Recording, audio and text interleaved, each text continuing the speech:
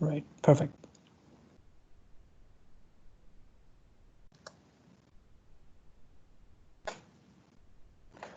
Okay, then let's start. So this session is intended to be, we have a slot for an hour. However, I don't intend on going through them for an hour. It's not going to be the entirety of the 60-minute slot. I intend on concluding on roughly 45-ish around mark. However, I do encourage it to be an interactive session, so I'm always happy to take questions on the fly and interact with you as and when we go. So please feel free to get yourself off mute, have a chat. If you have any comments, questions on a particular slide, feel free to have a conversation around it then and there. And of course, by the end of it, as mentioned, I'm going to try and conclude the session a bit early so that we do have some time to get around to the questions and engage in some conversation if possible. And in the meantime, of course, feel free to get to know yourselves and chat amongst yourselves on the chat window and post questions and comments to each other as you like. So with that said, let's move on. This session today is titled An Intelligent Future, Developing an In-House Intelligence Wing. I'm going to go very briefly over the agenda, what I have in store for you today. So it's going to be 5 main topics. I've broken it down into distinct sections, let's say. So first and foremost, of course, as you would be the introductory session, a bit about myself, a bit about the organization, what we do as an entity, so on, and a bit about the context, what this session is targeting towards, and what we're alluding to, what we're hinting towards, what the plan is, so to speak, the value proposition of this plan that I'd be sharing, and what's the market value, what's the end user and partner side of things, and how is it a value add for you guys. Getting started on the plan itself. Again, I'll elaborate more on this as the slides go by, and you'll know exactly what the plan is and how to get onboarded and how to engage in this in your own entities, and of course engage with us as well in return to help us nurture this, foster this relationship, and move forward with an engagement, a successful engagement with regards to threat intelligence. And finally, last but not the least, we would just have very briefly one slide on an action plan for you on how you can assist. So at a high level, I am Abhinav Guha. I am part of the Center of Excellence Cybersecurity Division in Ingram Micro. We are head office here in Dubai. We are one of a kind in the sense that we are the head office. We do have 2 other similar entities in Netherlands and Belgrade. We perform a similar role, that they're Center of Excellence in cybersecurity as well. I myself have a brief background in research and academia. I do have some background in the partner landscape as well, coming from a security division, again, security engineering profile. Currently, I am working as a solutions architect, security solutions architect, and my main focuses, my main topics, as you like, of focus for the year and beyond, is primarily intelligence, threat intelligence, and privacy.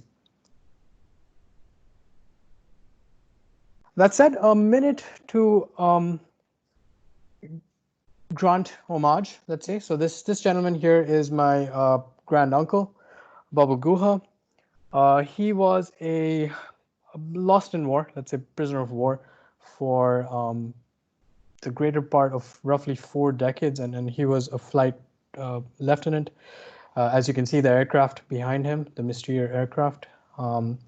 So the reason I have this slide here is to just kind of give you an insight onto my motivations and what drives me and why I'm interested in this field, and what role kind of the governments and the higher entities of the world play in the cybersecurity landscape and in the intelligence domain itself.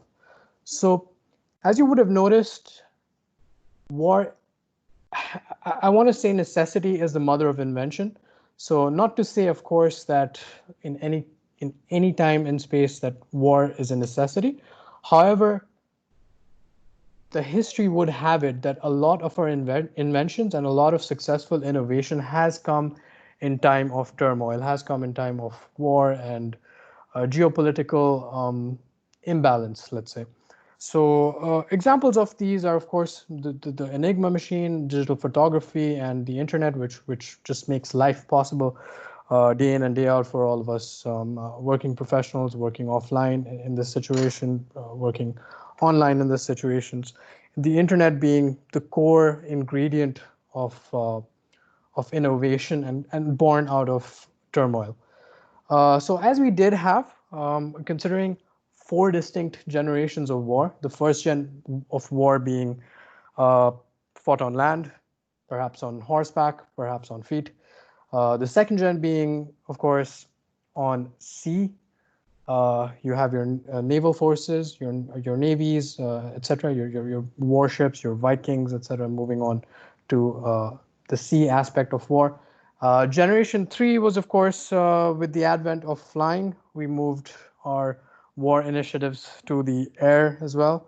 And finally, we are at a stage now which is Gen 4 of warfare, which is going to be cyber warfare. And this is all going to be done on um, the cyber domain.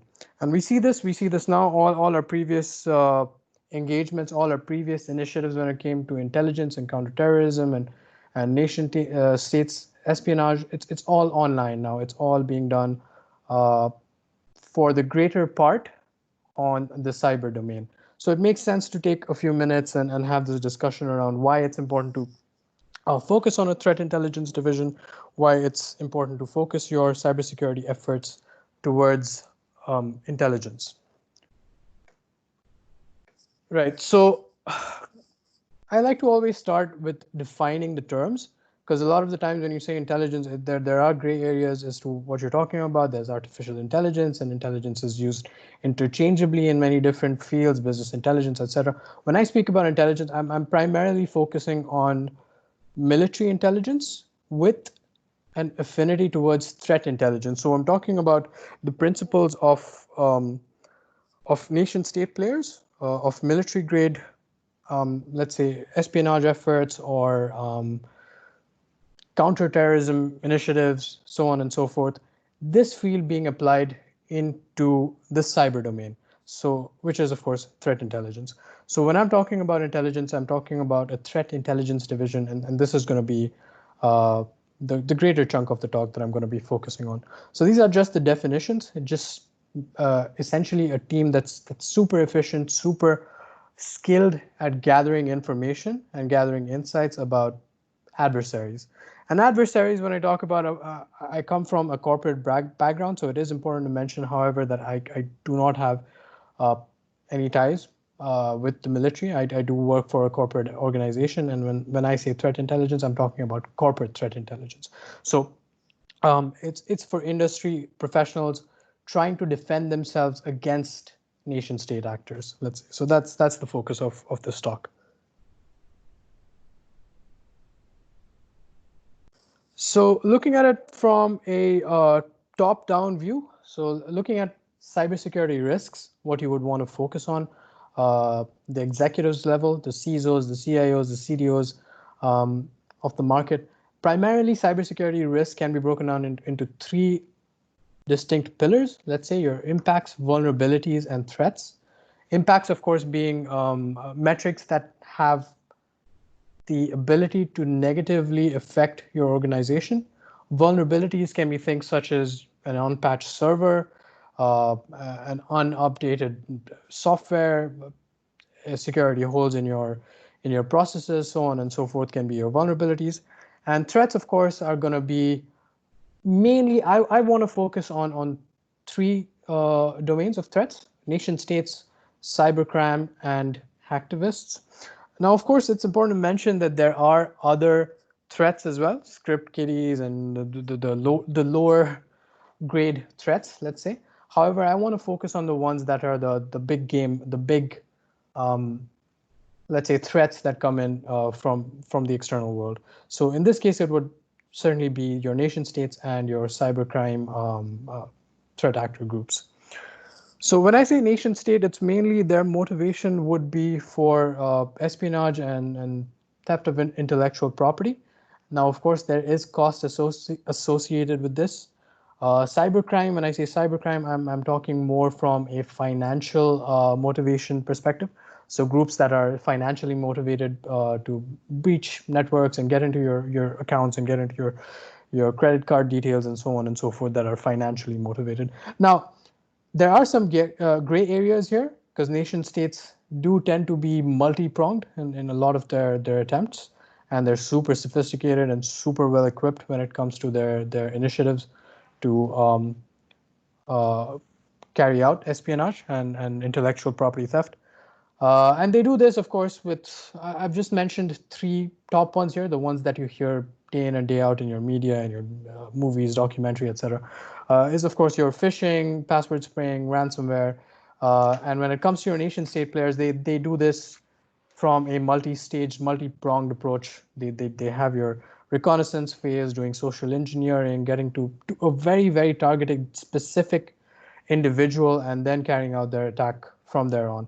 Now, of course, it could be from a greater campaign perspective as well, but the only limitation here is, of course, the motivation behind the activities of the nation state players. Phishing, of course, as you know, would be trying to get into your credentials, sending you spoof emails and trying to have your credentials stolen, password spraying.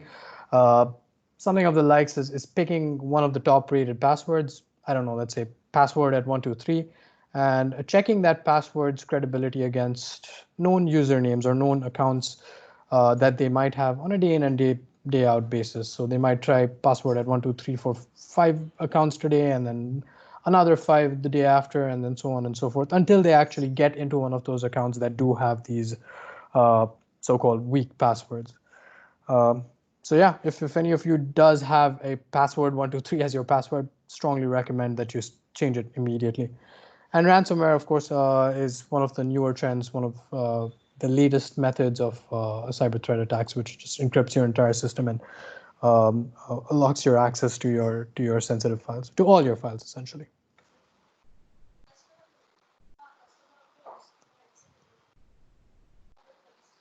So looking at the nation-state threat landscape, I spoke a bit about espionage. So it's nothing but spying. It's cyber espionage is nothing but spying online, being undetected in your networks, going about your day-to-day activities, keeping a log on your files, looking at the kind of activities you're carrying on a day-to-day basis, your emails, your intellectual property, your et cetera, et cetera. There are many ways of uh, carrying this out from their perspective. A lot of the world governments have this. I want to say most, if not all, do have a cybersecurity, cyber espionage motivated wings and motivated divisions that focus entirely their efforts on protecting their nation's uh, individuals, defense, and of course, this does come at a price of looking into other networks and looking into other nation state players and capturing their day-to-day activities. So it's kind of a gray area here, which is what really is defense and what really is offense. So when it does come to intelligence, of course, there are no laws. You are left primarily entirely up to your whim as to what you do as long as you are undetected in these networks.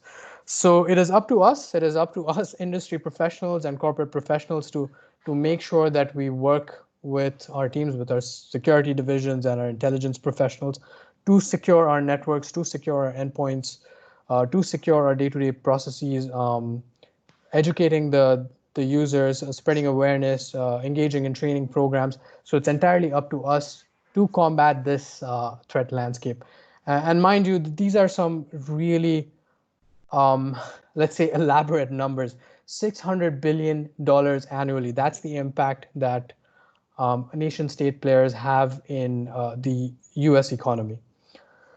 A lot more other figures as well, and a lot more let's say facts about what these are, what are zero-day threats, what are the motivations behind what they do.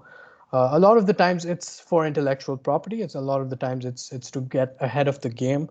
A lot of the times it's financial as well. Not so much traditionally. That's more of a trend let's say post 2015s, around that time, I want to say, is when the lines kind of blurred between intellectual property theft and financial theft. They're both kind of go hand in hand currently. And some examples here, uh, Russia, APT28, also known as Fancy Bear. They're one of Russia's very sophisticated cyber espionage-focused groups. And in China, we have APT41, which, as I mentioned previously, the dual-pronged approach when it comes to espionage as well as financially motivated activities. So APT41 is known for doing both of this, for looking at intellectual property, stealing data, as well as compromising accounts and having things to do with financially motivated activities. And also one of the first ones recorded in the timeline, APT1, People's Liberation Army Unit 61398, suspected attribution by FireEye. So these are, again, some examples of these entities that are carrying out these activities on a day-to-day basis. So this isn't something new. We've known this for a while, being part of the domain, working in cybersecurity or anything tech related. We know that there is a skills gap, and it's becoming harder and harder ever so to close in on this gap and look at it from a productive environment and trying to induct, let's say, new talent into this. Just some facts and figures here. Respondents in all countries surveyed said cybersecurity education was deficient. We all know this. There needs to be more of a close coupling, more of a coalition between industry as well as academia into inculcating cybersecurity knowledge into the very fabric of the education system, be it in school, be it in universities, and of course, if you are in a higher graduate level degree, of course, you know what you're getting into. But it is important to mention that this needs to be done right from, let's say, middle school to high school perspective, and including this in the curriculum at a very early stage in their lives. And 82% of respondents report a shortage of cybersecurity skills. Majority of them, we know this, there are jobs going unfilled. There are jobs that require just every skill that you can think of, and you have this distinction, this feeling of not knowing enough and always being in the chase. So clearly we're not doing something right. Clearly we're not where we need to be in terms of education and training. 76% respondents said the laws and regulations in their countries are insufficient. Right, for sure. When it does come to nation-state actors, I mentioned that there are no rules of engagement. There are no existing documentation or laws and regulations that says that, dear Mr. Nation-state actor, you can do A, B, and C. However, D is completely off limits. There are no such documents. This is completely a matter of diplomacy and geopolitical landscape, and how the leaders of each nation has a relationship with each other nation and how they bring this into their perspective. So there are no laws when it comes to governing cybersecurity and intelligence initiatives on the internet, on the cyber domain. High value skills are in critically short supply, for sure. If you have high level gaps, you for sure have very detailed gaps as well when it comes to digital forensics, meshing the lines between artificial intelligence and threat intelligence, and looking at attack mitigation and incident responders. So the finer skills of cybersecurity are definitely a lack in the industry. So, right, moving on to the bulk of this discussion, of this session, the solution. So what do we do? Nothing but the title of the talk itself. We need to invest in youth. We need to invest in the future. We need to have education schemes. We need to have a better alignment and alliance, if you like, between industry and universities. And in light of this is the plan that I'm currently working on. And I strongly recommend that you do too within your internal entities, within your organizations, and of course engage with us on an ongoing basis as to how we can make this happen. You would have received an email directly from me, so feel free to reach out to me anytime if you have anything intelligence related and anything, um, let's say nurturing related, nurturing fresh talent. Please feel free to reach out to me. So at a high level, this is the value proposition. Additional revenue generation when you invest in youth, when you invest in let's say fresh graduates and people in early phase of their career, you definitely have a lot of room to mold and tailor their profiles to what is required in the industry, and what is required in the industry from an intelligence driven initiative. And instilling these intelligence driven initiatives in these so-called students or early career professionals, and working with them very closely to develop their profiles and get them to a point where they're not just great at what they do, but the future leaders of our time. So this is the plan. These are the benefits of implementing this plan and investing in the future. So of course, you have your in-house intelligence resources, intelligence analysts. That's the career profile that I'm working on. That's the landscape that I have, the project, the pilot project that I'm working on for the next generation of college graduates. The timeline for this is 2021, 2022, the end of 2021. So I'm going to be starting my engagements very soon, in a few months' time, in a couple of months' time, with some of the renowned universities regionally. However, if you do have a need for more of an international outreach, again, feel free to reach out to me and I'd be happy to work very closely with you and develop this plan offline. Corporate social responsibility. So a lot of these entities, ours included, we do have um, CSR as part of our metrics. So we do need to invest in youth. We do need to develop new talent. We do need to get people ready for industry 4.0, which is the next phase. Better alignment and cutting edge research and innovation. Again, as I mentioned, there's a bit of a, let's say, gap, a distinct boundary between corporate and university.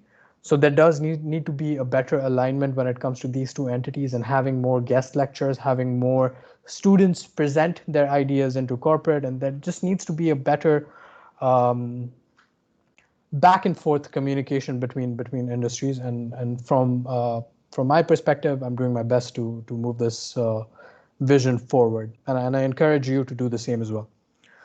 Cost effective as well. So we know industry professionals, jobs are hard to come by, skills are harder to come by, and your best bet at this point in time, at this point of global disconnect, let's say, of working offline and then the pandemic situation and so forth, it's a great bet. It's a fantastic bet to just have youth and have blank slates to work with and fill in these gaps, working from them from a very early age.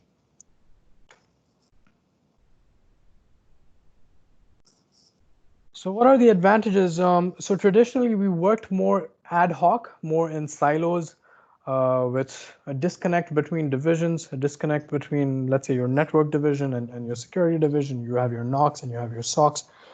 Granted, we are moving into an industry, moving into a time rather where there is greater coupling between these entities, and we do have, let's say, greater alignment with leadership and the top-down approach, where the leaders see value in having a meshed and a more collaborative environment. This is my main preach as well when it comes to intelligence, having a greater alignment between different silos, different technology divisions, and leveraging your intelligence team in the cyber domain to gain knowledge about the threat actors, and having a better security posture for your organization internally, as well as if you do happen to be from a distribution background, such as myself with Ingram Micro, definitely outsourcing these resources as well on a project by project basis, on an engagement by engagement basis, and having these resources on site at an end customer, which is the value add, which is the value added distributor part of the conversation. I covered this as well previously. Greater ROI, value for time, in incident response, and so on and so forth. If you do have fresh talent, if you are working constantly with new, with emerging, with fresh, if these are the terms that you're constantly working with fresh graduates, you're going to be working with fresh technology.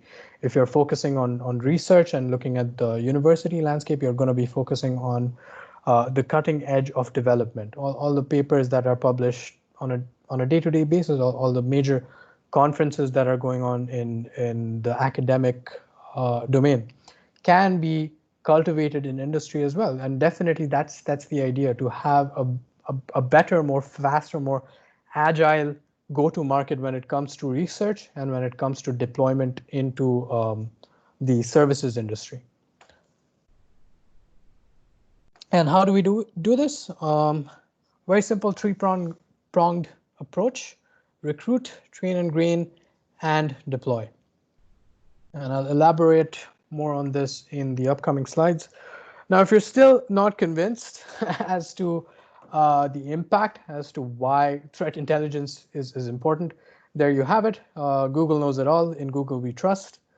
Here is the Google Trends of people queries, the interest over time in threat intelligence and intelligence in general, OSINT being open source intelligence, cyber intelligence, threat intelligence, in different forms, different names, but essentially, ideally, a growing need in intelligence from a cyber-backed domain. And we see this at a steady rise, at a steady growth, right from the last 4 or 5 years, from 2016 all the way up until now. And this is predicted to be the same with the upcoming years. So now is the best time to start investing in this. So what's going to be the core of the team? What's going to be the essential principles of an intelligence division?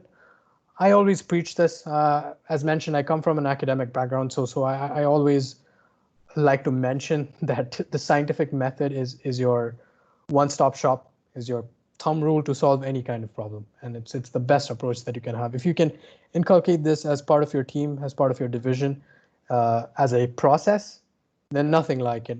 You would just be so much more streamlined and so much more well equipped at handling any challenge or any problem that comes along your way.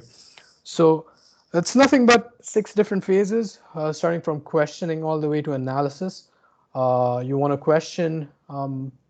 You want to have a concise question as to what the problem is and what the implications are, forming a hypothesis on this question as to what might be the outcome of it, making a prediction, again, closely aligned with forming a hypothesis, performing experimentation. When you do have these principles, the first 3 stages, the questions, the hypothesis, and then the prediction in line, you do want to have tangible, practical knowledge as well, and you want to have practical evidence as to why your hypothesis may or may not be right.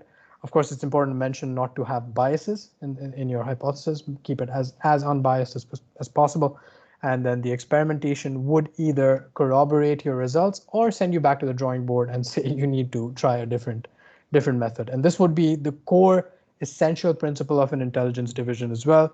And a greater part of their time would be spent on the last sector here, on analyzing.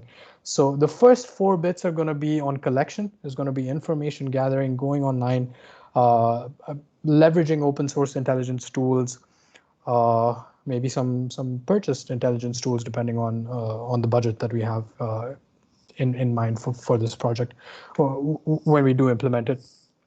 So working with these tools and spending a greater part of their time on making sense of the data, making sense of the information that they find online, and presenting this as concise reports and dashboards and so on and so forth to management, so that they can make informed decisions about their cybersecurity posture.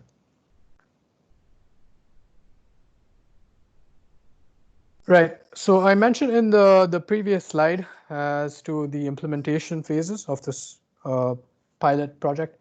It's essentially going to be recruit, train and gain, and deploy. recruitment being nothing but starting an engagement, starting a conversation with the university, starting a conversation directly with the youth, directly with the interns or the fresh grads and so on and so forth, engaging with them, selling the vision, telling them about the ideas that you have, the importance of threat intelligence and why this is going to be a growing field and it's going to be a great career aspiration and a great career prospect, not just for the students, but from an industry perspective as well. Security has been along for a long time and it's not going away anytime soon. So it's a great time to be focusing on security, and it's a great time to be working closely with youth. Now that said, I would like to mention as well that I'm currently engaging in this initiative, and I'm already working with this with someone or with an intern. He's online. Hi Vansh, I'd just like to mention you as well and introduce you to the guys on the call. So this is already something in the work that I'm working on, and I'm already engaging on this. Um, the second phase, train and gain, this is what I'm engaging with Vansh on a week-to-week basis, on weekly calls and on day-to-day activities. Um, Working to develop his profile, working to develop his or her profile, depending on the candidate that you have selected for this initiative. And you want to work with them. You want to give them daily tasks. You want to have a clear, concise view on where you want to drive this initiatives, and a closure point and a closing point as to is it a 3-month engagement? Is it a 4-month, 5-month, 6-month? Ideally, in my case, I like to keep it to a 6-month engagement, and then um, moving into the decision phase of it as to what we do from there, like present the numbers or have a discussion with management. Given we do have the results for it, given we do have the material for it, as to a full-time employment and inheriting, or let's say acquiring the resource full-time and having him or her on board with us as part of the intelligence division. And deployment, two methods, as I already mentioned. From a distribution background, it could also be outsourcing, or it could as well be in-house for the Center of Excellence and working together to publish reports and drive business forward for the cybersecurity division. This depends on a needs analysis basis, depending on what kind of industry vertical you come from. So this is kind of the key pillars on what you want to do, what you want to look out for when it comes to recruitment. And the one here, the one in the center, right on top of the head, is the one that is essential for me: potential for growth. So that's the main thing. So, excuse me, guys, dry throat. Apologies. Right. So potential for growth. This is the most important thing when you are working with the youth. You wanna make sure that they have all the soft skills in place. You want to make sure that they are very well inducted into industry, so that you don't spend a lot of your time in imparting knowledge when it comes to the basic stuff, like your emails and responding and setting up emails and your calendar invites and so on and so forth. You don't want to spend a lot of time in getting them on board with, let's say, trivial tasks. So you want to make sure that they have a lot of potential for growth and they're a quick learner, essentially, to be able to bring you into the second point here, which is improvise and adapt. So they are quick learners. They have all the potential for growth. They have the ingredients that's necessary to pick things up on the fly, where you can just focus on the key tasks. You can focus on building their profile and having them grow, having them learn. That's the key thing here. Given that they do learn every bit of information that you've shared and have been successful throughout depending on the engagement, 3-month, 4-month, 6-month, if they've been successful in this 6-month time frame, if they've been successful in gaining this knowledge, they're just in line. They're just on track to be super successful in their role as an intelligence analyst and as future leaders of the industry. And some other points here as well. Of course, you want to look out for critical thinking and intellect, technical skills as well. Very important. It is important to mention that it is a technical role. So for sure, this would play a huge part as well when it comes to recruitment. So train and gain, right? So there's nothing new to this. There's no need to reinvent it. There's no need to reinvent the wheel, as I mentioned here. So very briefly, that the role that I'm working towards, and I would like to think that this intelligence wing initiative is working towards a specific goal. Not just like to think, but we are working towards a specific goal, and the career profile, the job profile for it is of an intelligence analyst. And it comes with a specific set of skills, which are kind of open-ended. Again, like as and when we have new technologies, we have new innovations in the domain, we need resources with those said skills.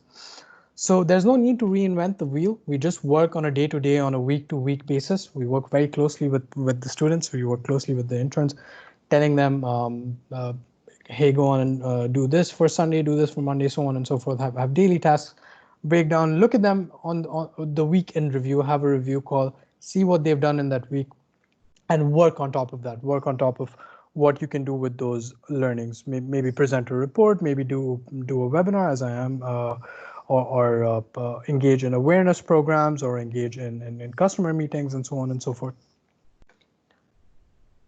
So essentially just engaging as closely as possible with the students.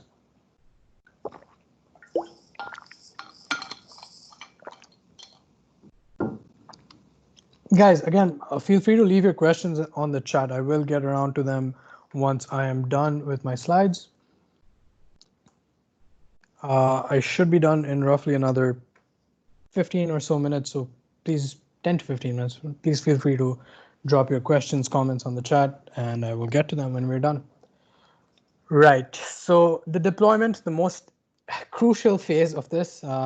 So you've had your students, you've worked with them, you've been on an ongoing engagement, you've set aside tasks, you've built on their profile. It's time to review. You're at the end of the junction. You've gone through the engagement, and now you need to decide whether or not it's worth continuing this engagement, and it's worth, in terms of business numbers, and it's in terms of a business case, how do you justify investing in this resource and building on top of this resource? So this will be the key aspect of it, deploying.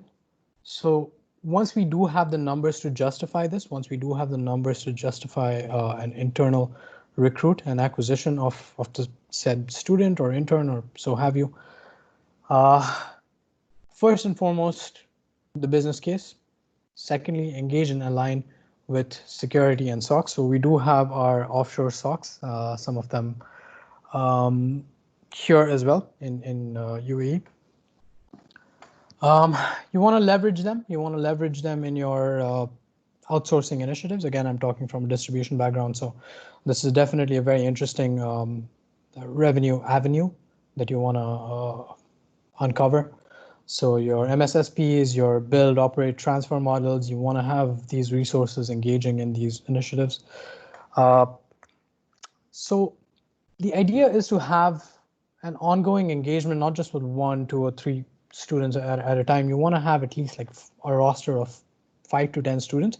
I'm talking about an engagement on a person-to-person basis. So if you are the handler, if you are the one driving this initiative forward, you want to have at least 5 to 10 students that you're working with and working closely with for the next 6 months, year and a half, depending on how early you start the engagement and how frequent your interactions are. So let's say, for the sake of argument, it's 5.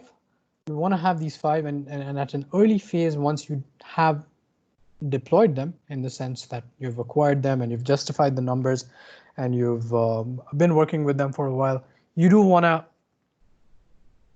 let's say, select or at least shortlist a future leader. You do want to have one of these guys, one of the 5 recruits, to be deemed as a future leader who's going to be carrying forward the message, the effort that you've done, the work that you've put in for the last year and a half, and so on and so forth. You want him or her to be able to drive the to carry the baton and pass it on to the next generation of recruits. So you want to impart this knowledge, and you want to have them start engaging and driving these conversations so that they can be the future handler, and then again justify the numbers and and make this a process, make this an intake process of a cycle which lasts roughly 2 to 3 years, where you have a new generation of recruits every 3 years. Again, that's in an ideal case. So the distinctions, right? So the difference between threat intelligence and threat hunting. So a lot of the skills that you would see on your job profiles and your platforms, your job application platforms, a lot of the skills would be kind of subsets of each other. You would see threat hunter and threat intelligence analyst and counterterrorism analyst and cyber threat analyst, and they all have similar job profiles. I mean, depending on the years of experience. Again, I'm talking about the new generation, the new recruits. So between 0 to 5 years experience. A lot of the skill set are similar. However, it is important to mention that there are fundamental differences when it comes to hunting versus threat intelligence. I like to draw my references from biology and nature and what's being observed in the academic domain, let's say. So this is from one of the recent papers that's been published in Nature, nature.com. This is a zebrafish, and we recently found out the internal, the brain wirings of these larvae, these let's say infant fish, for lack of a better term. When they do predation, when they do look for prey, when they do exploitation, that is more analogous to hunting. So at a biological level, when they're looking for a specific target, looking for a specific thing, that can be more in tune with the threat hunting aspect of it. When it's threat intelligence, it's a more research aligned domain. It's a more open-ended question. It's more exploratory. So at a brain function level, intelligence versus hunting are fundamentally different. There are fundamentally different mindsets when you're doing a threat intelligence activity versus a threat hunting activity. And you want to make these distinctions clear again when it comes to the future generations and your interactions with the said future leaders. Right. So how do you do this? You have a plan. You have an idea of engaging with the students, of engaging with the new recruits. Very, very crucial having a project plan, having timelines. This is just a template just to let you know how you could have your goals and your milestones predicted over the span of a year. So it's a very good plan to start engaging now. So I started working on this in Jan 2020, so roughly like 6 months into it. No doubt there had been certain challenges and setbacks, let's say, when it comes to the current state of the world. However, it is still very much on track, and I'm still very much, let's say, motivated towards bringing this to a closure and working with this on an ongoing basis when it comes to the next year, couple of years, and then handing on the baton to the next recruit, as I mentioned. So goals and timelines, absolutely crucial. Definitely do include this in your plan if you're having this conversation with your management. Reach out to me once again. Please feel free to reach out to me to have more of a collaborative approach to it, and I'd be happy to share some insights and let you know on the details of how I've gone about it. And maybe you can do the same for your organization, or maybe we can engage from a business perspective and we can help each other out. So cybersecurity in the news. Let's look at some figures. Recent survey shows 10% of breached small businesses shut down in 2019. I imagine the number to spike this year. It's been just like a crazy year. It's been a crazy year when it comes to the cyber domain and the amount of activity we've seen move to the online platform, move to the cyber domain. It makes sense. It makes sense. We're all working offline. A lot of our things are being done, remote meetings. Everything is online. So it makes sense that we would see an increase in this in the year 2020. So the reason I included this first statistic here is that a lot of the time, a greater chunk of this talk I've spent talking about nation states and government entities and so on and so forth. So how does this relate to the everyday man. How does this relate to the small businesses, the medium-sized businesses, the SMBs, as we say? So a lot of these campaigns, a lot of these nation-state funded activities are targeted. However, a chunk of them aren't. So you do have a lot of things such as drive-by compromises, which is nothing but partner entities, the smaller guys, the medium-sized entities, who are partners to the bigger, I don't know, the ISPs and your banks and your government entities and so on and so forth. Those are the ones being breached on route to the bigger guys. So it affects us all. Cybersecurity is essential. It's core to us all, like regardless of industry vertical, regardless of the number of employees on payroll, this affects us. This affects us on a day-to-day basis. And this will be more clear on the next slide when I talk about it very briefly. But yeah, long story short, everyone, this is for everyone.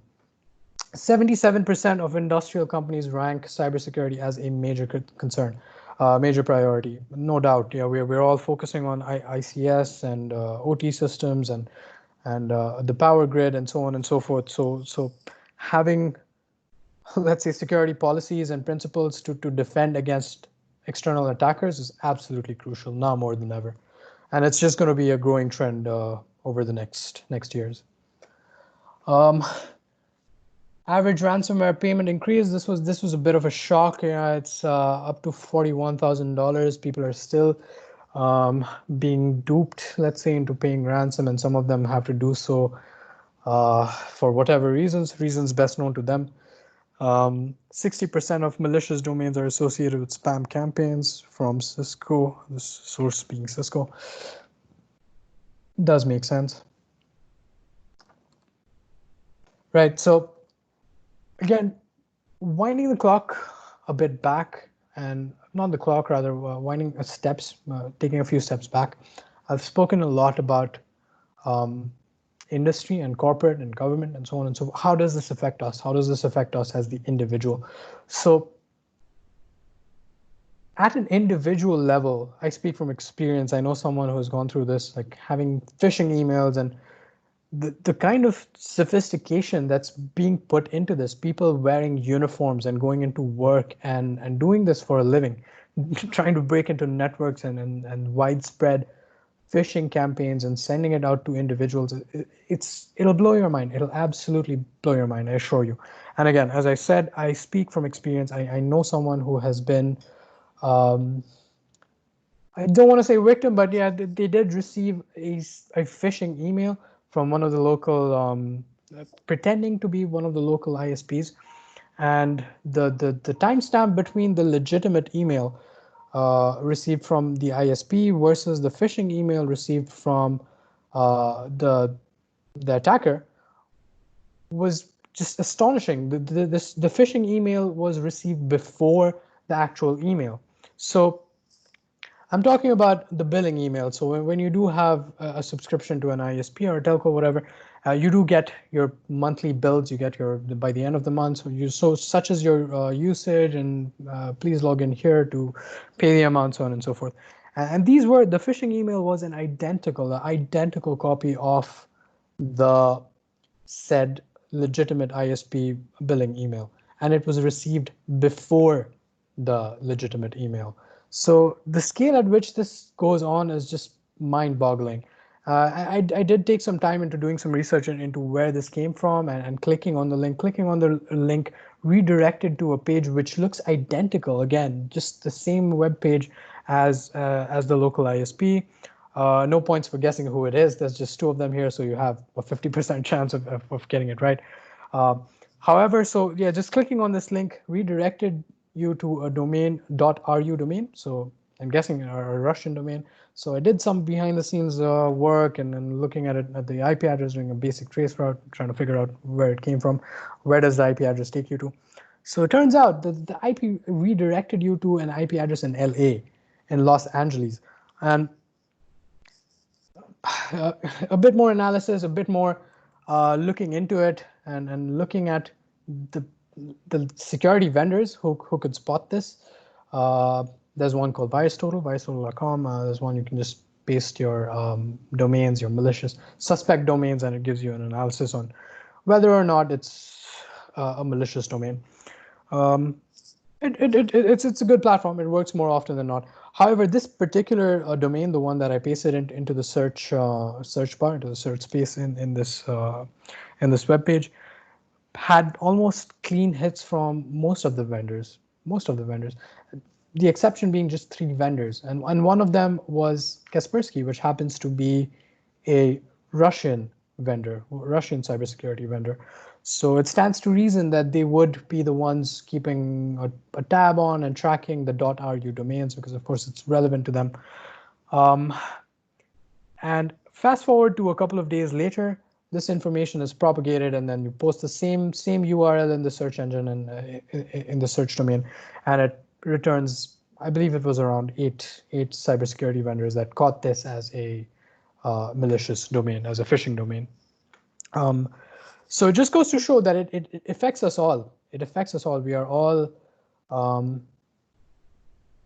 being affected by this shift. So it is now more than ever essential to have this discussion and focus on threat intelligence and focus internally our efforts on developing this division in-house. And how do you do that? You get in touch with us. So this is the action plan for you. I've spoken a lot. I know a lot of it might be new, a lot of it might be redundant. You might have already known it, so on and so forth. But it is very good to read up a bit on this topic. It's not going away anytime soon. It's here to stay. It's gonna be around for a while. So read up on it, plan and preach, engage in conversations, have awareness sessions, have training sessions internally and externally if you like. And last but not the least, most crucial actually, collaborate with us, keep in touch. Again, as I mentioned, you would have received the email directly from my email address. So feel free to reply to that. I don't know, add on top of it and engage in a conversation, or feel free to feel free to add me on LinkedIn as well. It's just first name, last name, Abhinav Guha, and I would be happy to have discussions around this and engage further and collaborate further on this. With that, we are at an end. Thank you so much for joining this session. I'm gonna stop sharing my screen now. In the meantime, guys, if you have any questions, comments, anything to add here, please feel free to drop me a chat message. We do have a few minutes to go. We do have roughly 5 odd minutes.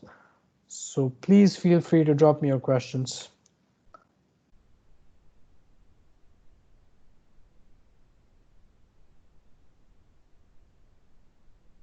No questions? Come on, guys. I could not have been that clear.